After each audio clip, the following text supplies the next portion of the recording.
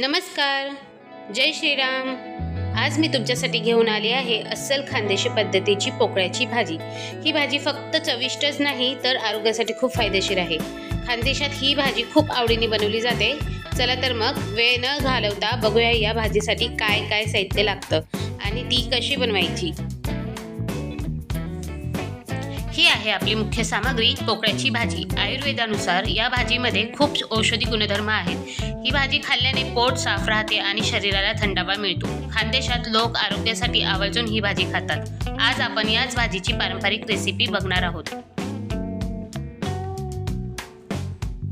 भाजी निवडताना किंवा धुताना एक गोष्ट लक्षात घ्या, या पोकळ्याच्या भाजीला अशा शिरा असतात। या शिरा काढणं गरजेचं आहे, कारण त्या भाजी शिजल्यावर दाताखाली येतात आणि चव बिघडवतात।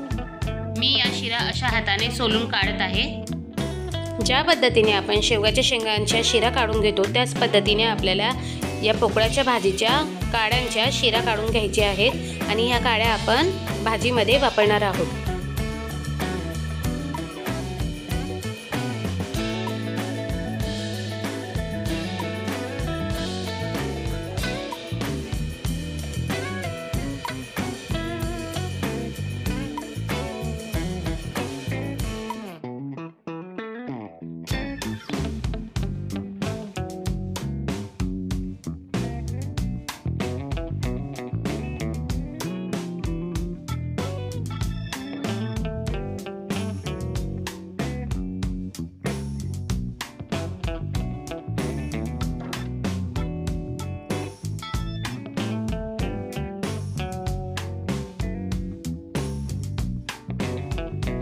पोकळ्याच्या भाजीचा वापर करण्यापूर्वी त्या स्वच्छ धुवून आणि सोलून घेणे खूप महत्त्वाचे आहे। सोलणे यासाठी की शिरा कडक असतात आणि धुणे यासाठी की त्यावर माती किंवा बारीक कीटक असू शकतात। 4-5 पाकळ्या लसूण, 3 हिरव्या मिरच्या, जिरं, हळद, मीठ आणि कांदा।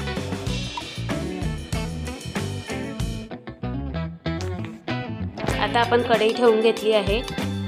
गॅस चालू करून घेऊया।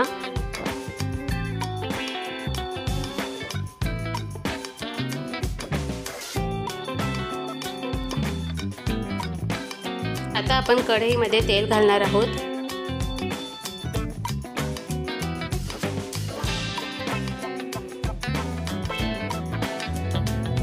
तेल गरम झाल्यावर आपण यात जिरं घालत आहोत।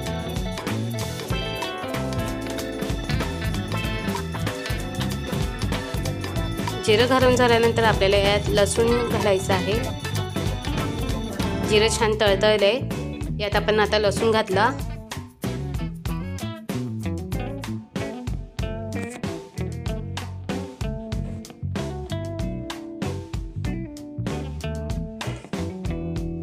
यात आपण आता मिरच्या घालून घेतल्या आहेत।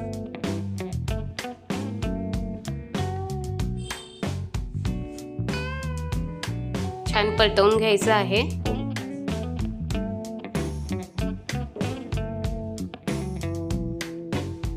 त्यानंतर आपण यात कांदा घालून घेतलाय। कांदा छान परतून घ्यायचा आहे। कांदा छान सोनेरी रंग होऊस तर आपल्याला परतून घ्यायचा आहे।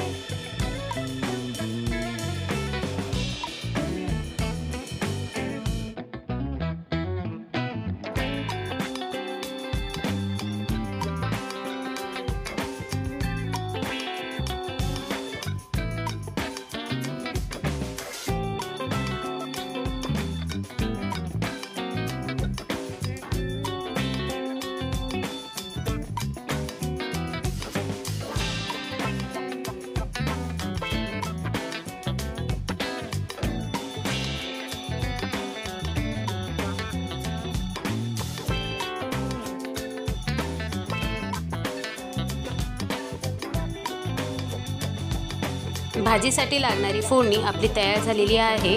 तुम्हाला माझी ही रेसिपी आवडत असेल तर प्लीज चॅनलला सबस्क्राईब करा। तुमचा एक सबस्क्राईब मला नवीन व्हिडिओ बनवण्यासाठी प्रेरणा देतो। रेसिपी अजून पूर्ण झालेली नाही, त्यामुळे व्हिडिओ शेवटपर्यंत नक्की बघा।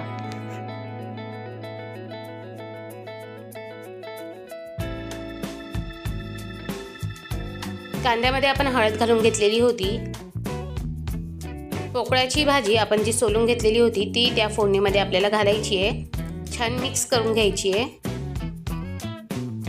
मिक्स करून घेताना आपल्याला यात पाणी घालायची गरज नसते, कारण त्या भाजीला स्वतःच असं पाणी असतं की त्यात शिजते।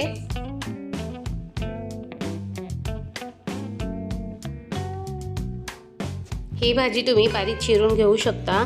मी इथे चिरून घेतलेली नाही आहे। मी ही भाजी जशी सोललेली होती तीच तशी वापरलेली आहे। ही भाजी दिसायला एवढी दिसते, पण ती बनवून झाल्यावर त्याची क्वांटिटी खूप कमी होते।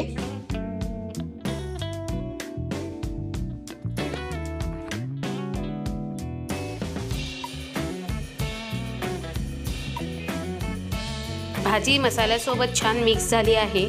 आता आपण यावर झाकण ठेवून मंद आचेवर भाजी शिजू देऊया।